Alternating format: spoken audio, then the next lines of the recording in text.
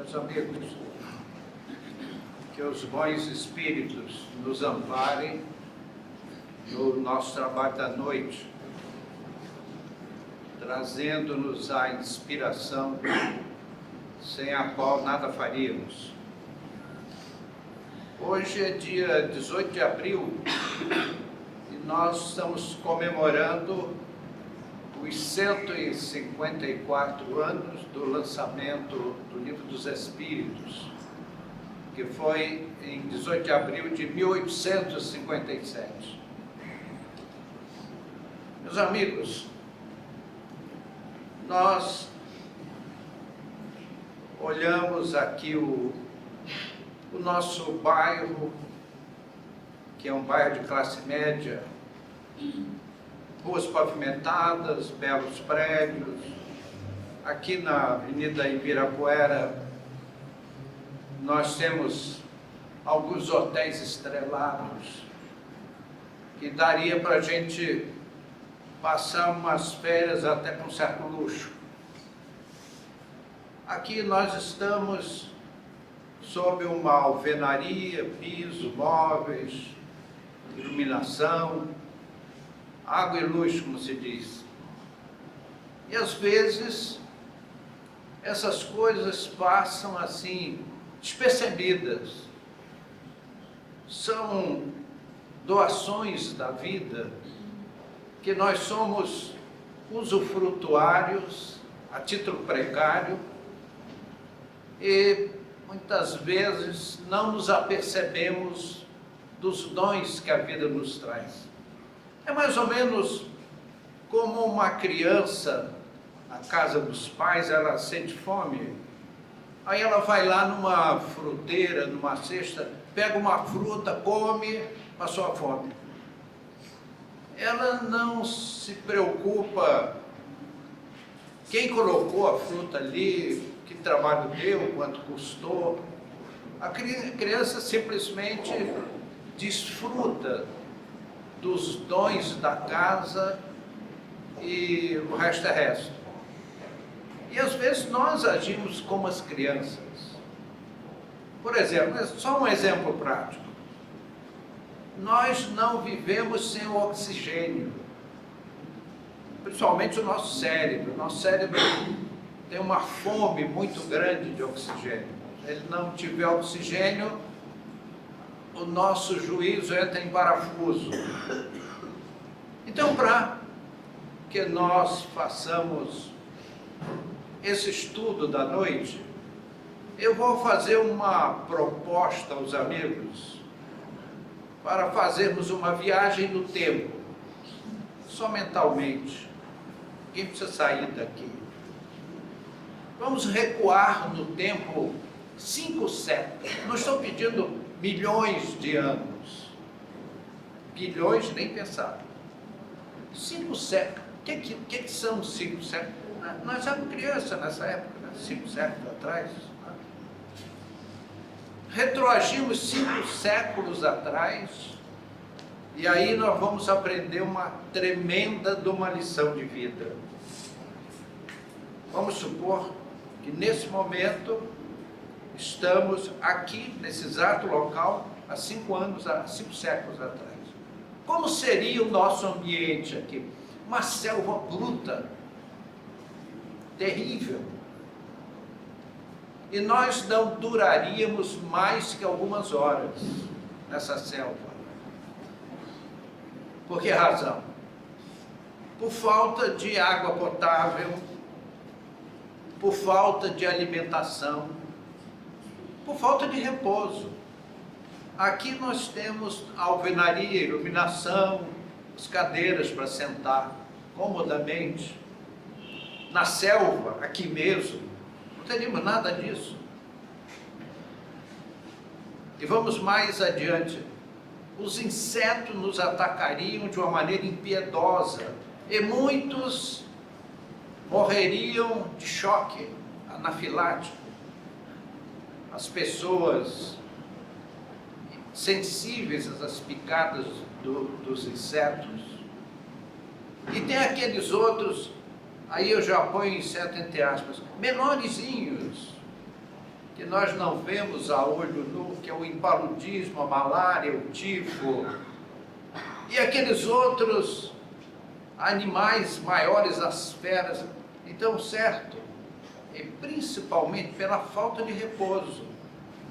Nós somos, queiramos ou não, amantes do sedentarismo. Somos assim, bandeirinha assim, fiéis de carteirinha do sedentarismo. Como é gostoso sentar, se derramar numa poltrona bem fofinha, né? Liga a televisão, controle remoto, para não ter que ir lá apertar o botãozinho, né? Controle remoto. E aí as nossas células adiposas vão fazendo a cesta, né? A festa, aquela protuberância abdominal inconveniente que nós detestamos, é tudo aquilo próprio do nosso amor, da nossa paixão pelo sedentarismo. Alguns malham na academia, mas esses a gente conta nos dedos, né? Então lá naquela selva bruta, terrível, você não tem onde sentar. E se sentar, as formigas comem e você vira pó nas mandíbulas dos formigueiros próximos. Mas aí aparece alguém assim: bom, eu sou um sujeito carismático, vou formar aqui uma equipe para nós vencermos a selva. Fulano, você vai providenciar água potável de boa qualidade. E você, amigo, a alimentação para todos nós aqui. E você, um abrigo para nós nos confortarmos. E o que acontece? Nada disso dá certo. Algumas horas estaremos todos mortos. Estou só fazendo esse chocante impacto para chamar a nossa prezada atenção para os benefícios que a vida nos oferece, a vida moderna, que nós tanto reclamamos. E esquecemos, por exemplo, de agradecer ao sol. Vocês já viram como ele é pontual? Surge lá na zona leste de manhã, pontualíssimo. Ninguém precisa usar despertador para o sol aparecer, para iluminar o nosso dia. As árvores aproveitam a noite para produzir as moléculas do oxigênio, sem as quais nós não vivemos. Então, meus amigos, os dons da vida são assim extraordinários. Lia eu no outro dia um livro de biologia e o autor colocou lá um corpo humano nos detalhes. Que máquina é o corpo humano? Nós temos no nosso cosmo celular todas as ciências reunidas. É a mecânica, é a eletrônica, nosso cérebro comanda todo o nosso universo através de pulsos eletrônicos que seguem os condutos nervosos numa sinalização fantástica. Então, meus amigos, mesmo assim, ainda há pessoas que recebem essa máquina, é a fantástica máquina que esse planeta conheceu, e o sujeito dá um tiro na cabeça, pula do alto de um edifício, corta os pulsos, dá uma facada no próprio abdômen. É assim, aquela ingratidão de receber uma fantástica máquina e lançar face de Deus, lamentavelmente. Então vejam, amigos, por que aquele carismático companheiro aqui presente não deu certo mandar um fazer a água, outro a comida, outro o abrigo, etc.? Por causa de uma lei universal. Nós somos, todos nós aqui presentes, astronautas. Já pensaram nisso? A gente está aqui com os pezinhos sobre o chão da Terra. Aquele capacete que o astronauta usa, a natureza fez um muito mais bem feito, chamado atmosfera terrestre. Então nós temos o nosso oxigênio, Nós não precisamos de um capacete, estamos aí livres. E vamos junto com a Terra, para onde, hein? Lá vai o Sol em direção ao lugar do infinito que os astrônomos chamam de apex. E a Terra vai girando em volta dele atrás. Sabe Deus para onde? Há uma lei, meus amigos, no universo, que é um trinômio. É o precursor, o missionário e o continuador. Vejam, amigos, nós não somos capazes de pôr em prática esta lei. Quem o faz são os sábios espíritos e esses diletíssimos amigos superiores nos trazem a mensagem da noite. São eles que sabem pensar pela inspiração divina aquele ponto que deve ser desenvolvido na vida planetária. E é por isso que lá na nossa mata, simbolicamente, em que fracassamos, não adianta o carisma, providencie água potável para todos, não vai dar certo, porque falta essa lei. São os precursores, os missionários e os continuadores. Missionários, tiremos qualquer sentido místico da expressão, apenas que tem a missão de materializar a ideia.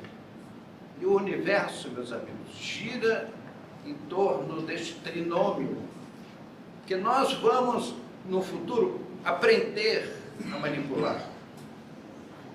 Então, só os sábios espíritos sabem pensar o ponto a ser desenvolvido e criar as circunstâncias para que aquela ocorrência se materialize no planeta ad eterno.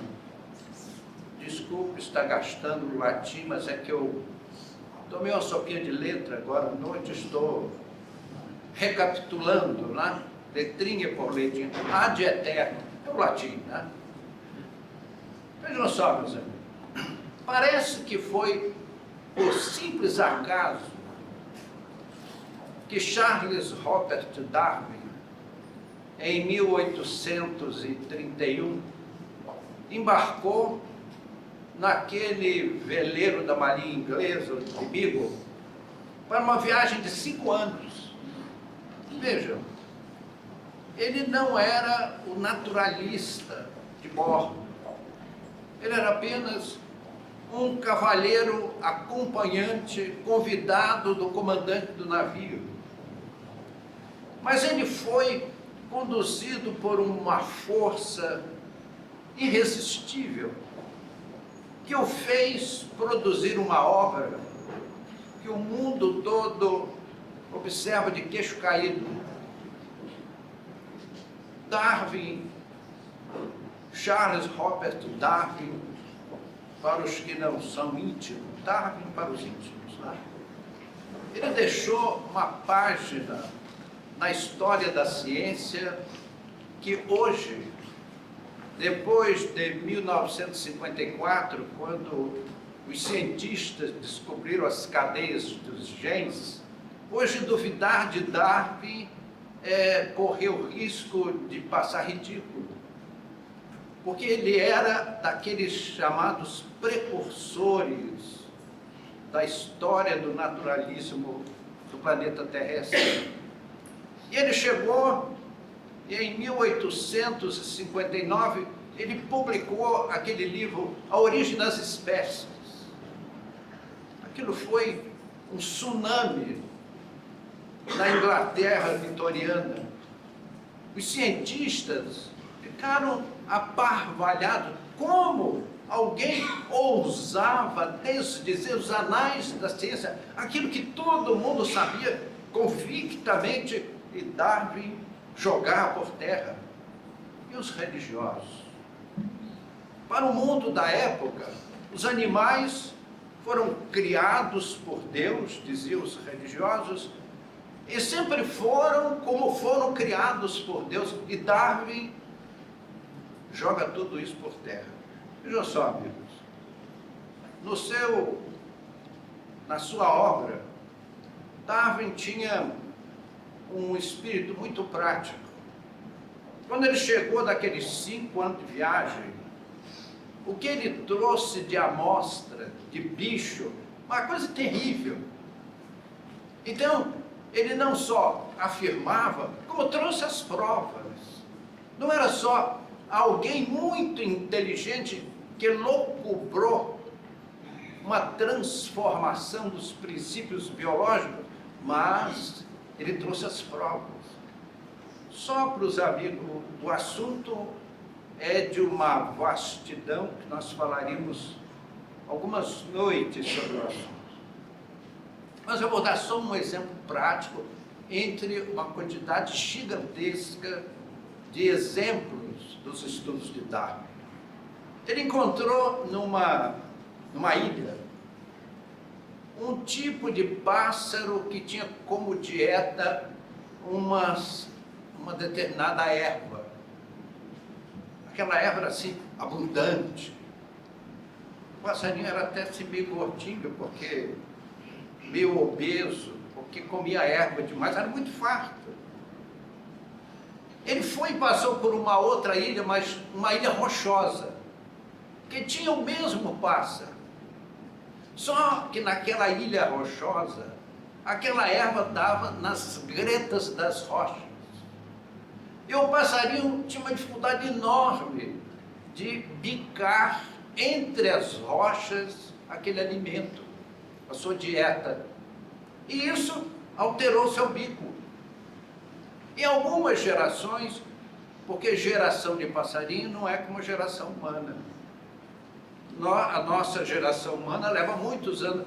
Aquele passarinho era um ano e meio, e ele, como ele ficou 5 anos no mar, passou inclusive aqui pelo Brasil, esteve em Salvador, assistiu o carnaval lá, os filhos de Oxum lá dançando, eu acho que sim, né? Então, os passarinhos tinham uma mutação genética, e aí nós, como espíritas, e Darwin concorda conosco hoje, ele diz na sua obra que a mutação genética é aleatória. Não é verdade. Não é verdade, meus amigos. Por que eu levei os amigos para morrer no matagal? Eles estão mortos já, né? Ninguém voltou lá daquela selva que nós fomos passear 5 séculos atrás. E você chega aqui no nosso bairro, ruas iluminadas, né? Belos prédios, uma construção civil maravilhosa, uma arquitetura moderníssima, tudo maravilhoso. E a gente é como uma criança. Está com fome, pega uma fruta, come, vira as rodas. A gente não enxerga essas coisas.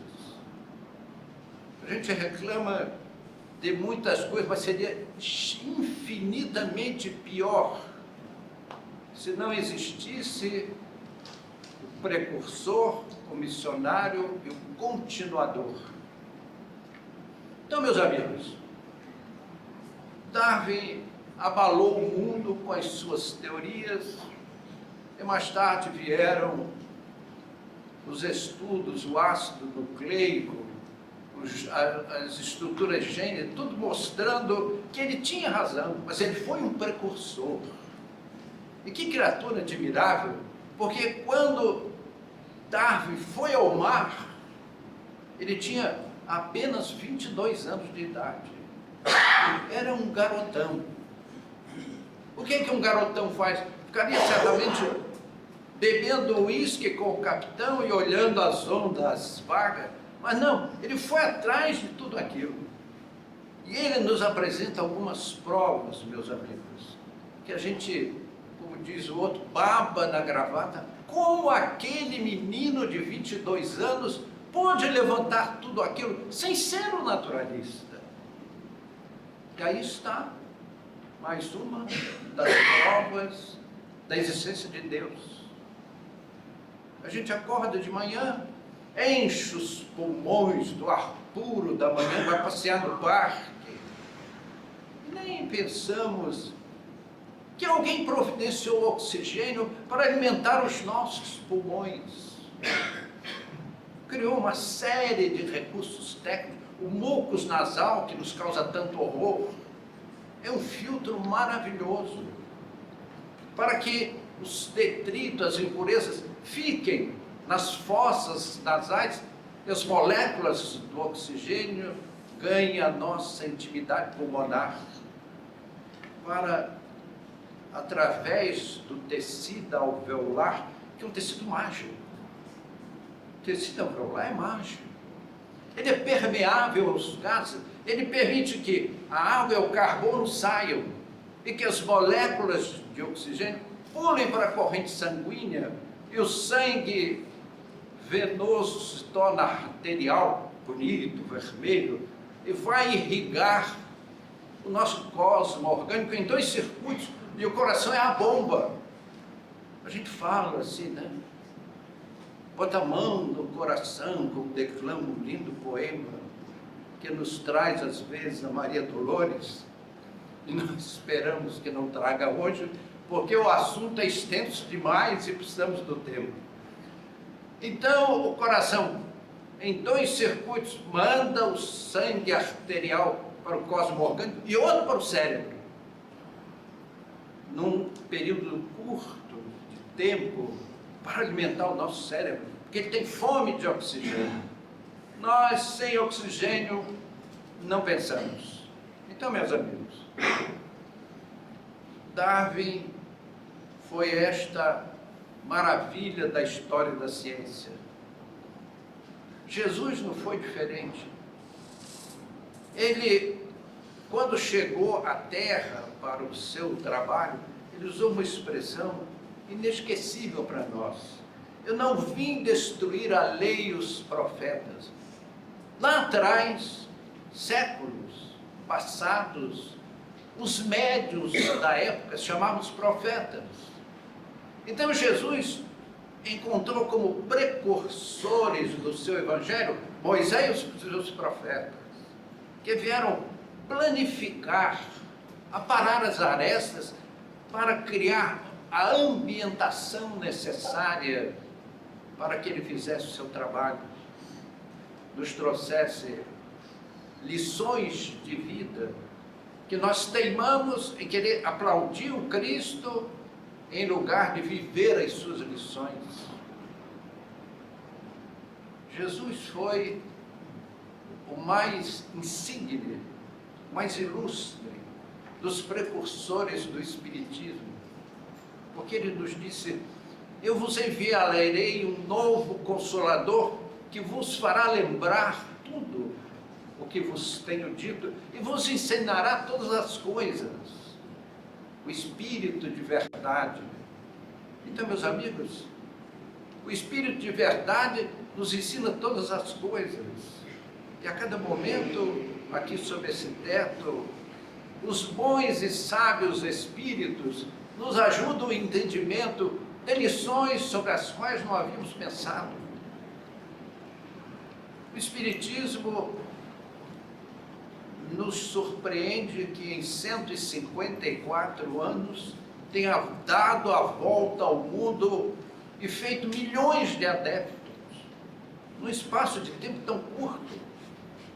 Então, meus amigos, assim como há os precursores, os missionários, os continuadores, existe uma outra figura que são os opositores. São aquelas mentes cristalizadas no tempo, retrógradas, que você apresenta a melhor ideia do mundo, mas ele é contra. Eu não sei porquê, mas eu sou contra. Não vi, mas sou contra. No fundo, será que Deus não sabia disso? Será que Deus não sabia que as grandes ideias teriam seus opositores? Com certeza que sim. Mas esses irmãos nossos, eles têm a sua utilidade. Para que as novas ideias cheguem para ficar e beneficiem a coletividade para a eternidade, é preciso passar pelo crivo dos opositores. daqueles sistemáticos, ortodoxos, que não aceitam, são contra. E uma ideia brilha no futuro se ela vencer esta oposição. O Espiritismo venceu a ideia do tempo.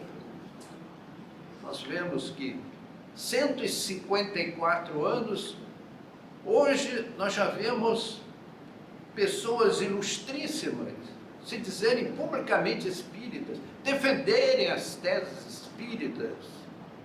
E nós não vamos citar nomes para não ferirmos a consciência de alguém, mas citaríamos apenas Ian Stevenson, catedrático de neuropsiquiatria, que escreveu um conjunto de livros como cientista. Meus amigos, Ian Stevenson não é um místico, não foi um místico, deixou a Terra bem recentemente, era um homem de ciências. Ele dizia, naquele seu livro celebérrimo, que deu volta ao mundo, 20 Suggestive Cases of Reincarnation, 20 casos sugestivos de reencarnação, um estudo feito às expensas do governo americano. Então, meus amigos, o Espiritismo deu a volta ao mundo, vem trazendo informações que não têm retorno. Agora, haveríamos, assim como Jesus teve seus opositores, foi morto na crucificação, não quereríamos que a doutrina espírita não tivesse seus opositores. Allan Kardec publicou a Revista Espírita, era uma revista mensal, durante 12 anos. E em novembro de 1859, na revista daquele mês, naquele novembro de 1859, Allan Kardec fala a respeito de Emanuel Swedenborg, nascido em 1688 e falecido em 1772, aos 84 anos, com segundo ele próprio, com todos os ridículos da senilidade.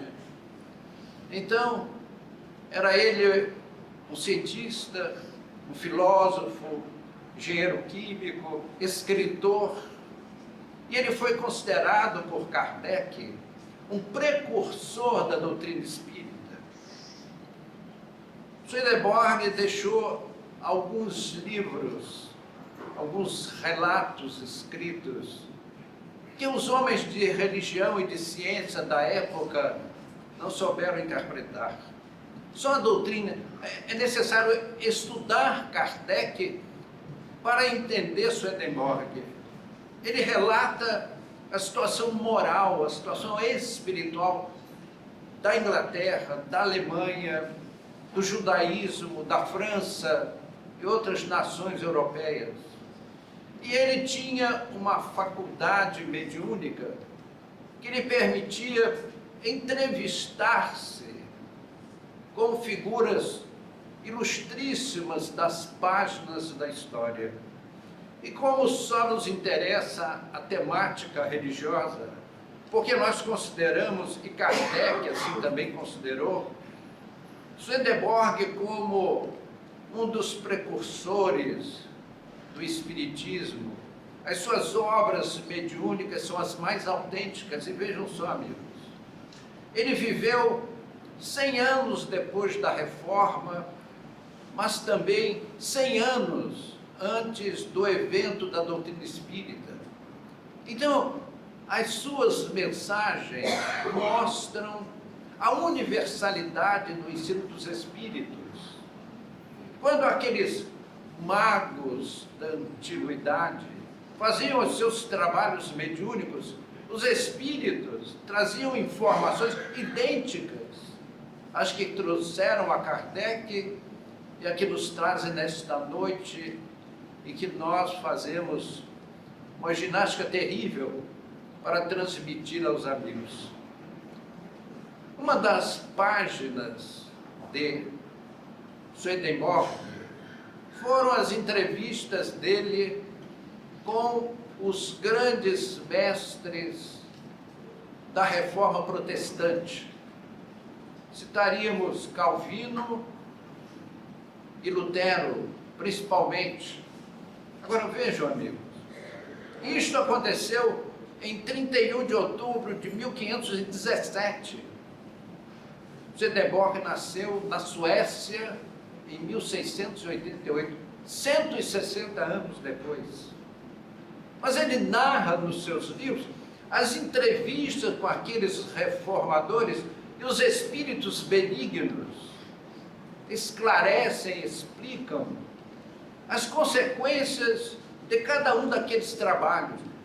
A ideia da espiritualidade maior era tirar a religião dos ambientes nefastos, daquele medievalismo religioso, em que a religião tinha escolta militar, tinha fogueira, forca, espadas, e principalmente calabouços, onde eram praticadas as torturas mais terríveis pelo guante da Inquisição, em nome do Cristo, em nome de Jesus, que era o homem amor.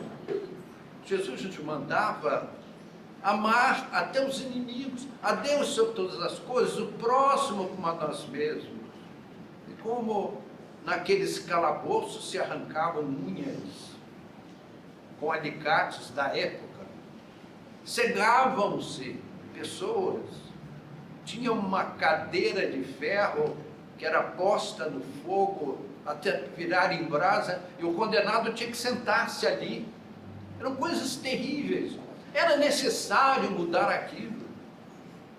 Então o alto mandou alguns missionários, como foram Calvino e Lutero. Então, Swedenborg se avista primeiramente com um dos reformistas mais apagados, mas ele foi o pensador que induziu os seus pares a acreditar na chamada reforma pela fé. E quando esse espírito chegou ao mundo espiritual, chegou extrema confusão por aquela justificação pela fé. Por que razão? Explica os espíritos. Porque ele não ensinou a lei da caridade. Fé. Paulo de Tarso foi muito claro. A fé sem obras é morta. Não entrarão no reino dos céus aqueles que gritarem Senhor, Senhor, mas aqueles que fazem a vontade do Pai que está nos céus, que é a expressão máxima da caridade. Meus amigos, nós olhamos nas árvores daqui do nosso bairro, como os pássaros voam, Deus os alimenta. Deus não esqueceu dos nossos pulmões, Ele nos dá toda manhã o oxigênio de que precisamos. Temos um belo corpo para nos movimentarmos. Vocês já viram as nossas juntas? Que mecânica maravilhosa! As cartilagens que protegem as juntas dos nossos ossos. Se não houvesse uma proteção, a junta se gastaria e você não daria mais no ano seguinte. Que maravilha é a nossa máquina orgânica, porque Deus nos ensina a lei da caridade, sem nos cobrar nada, em silêncio. Nunca o Criador diz, veja só, olha, eu botei uma proteção aí no seu joelho, para você poder andar. Esse ano, o ano que vem, daqui a muitos anos, meus amigos, o aço mais duro, exposto ao tempo, enferruja, corrói-se. Mas a nossa pele está aqui, a minha quase 80 anos intacta. Fantástico. Que material fabuloso esse. Isso chama-se caridade. É o amor ao próximo. Então aqueles espíritos que pregaram, que levaram às massas populares a chamada justificação pela fé, chegaram ao mundo espiritual verdadeiros tontos. Eles diziam os mestres espirituais, porque eles não ensinaram a lei da caridade, que é o serviço ao próximo por amor. Lutero foi o mais esclarecido e foi encarregado de receber as massas protestantes que chegavam no mundo espiritual. Estava ele lá a fazer as suas pregações a grandes coletividades espirituais, prosseguindo o seu trabalho, mas sem conseguir esclarecer-se a si mesmo. Ele ganhou na pátria espiritual uma casa que era uma cópia autêntica da que ele tinha na Alemanha. E ele tinha dificuldade, mas eu já deixei a terra mesmo, dizia ele para os seus mentores. Sim, meu irmão. Mas pior foi Calvino. Calvino não aceitava. Ele foi recolhido numa colônia nas vizinhanças da Suíça. E ele dizia, mas veja, as minhas mãos, meus braços, minhas pernas, eu sou eu mesmo. E os espíritos explicaram, porque essas mãos, essas pernas foram para a terra, encheram-se da carne terrestre e voltaram como sempre foram. Meus amigos, quem não ouve esses comentários nos diz que Moisés proibiu a evocação dos mortos. Eu já ouvi isso um monte de vezes.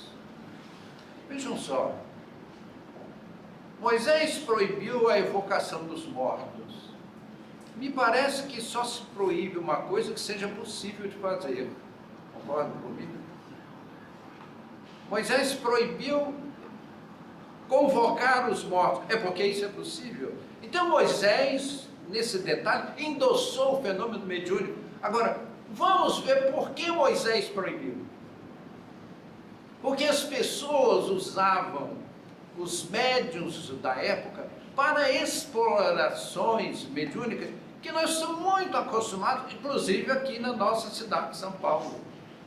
Médiuns que se propõem a uma série de mentiras e fantasias para enganar os consulentes em proveito dos mistificadores. Agora vejam só, amigos. Então dizem esses amigos, e nós fizemos uma palestra, quando saímos à rua, tinha um cavaleiro que veio nos dizer isso, com uma Bíblia na mão. É proibido. A Bíblia proíbe a evocação dos mortos. Engraçado, meus amigos. Eu gostaria que o senhor abrisse aí no Novo Testamento, no Tabor, Jesus evocou Moisés, justamente Moisés, para mostrar à posteridade a nobreza da mediunidade. E no Tabor materializaram-se Elias e Moisés à frente dos apóstolos. Então, Jesus cometeria um crime diante do Evangelho, dos seus ensinamentos? Absolutamente. Jesus mostrou à humanidade que a comunicação respeitosa, com esclarecimentos, com as luzes da doutrina espírita, é abençoada por Deus. Meus amigos, desculpe pelo tempo, e nós falaríamos o resto da noite. Obrigado.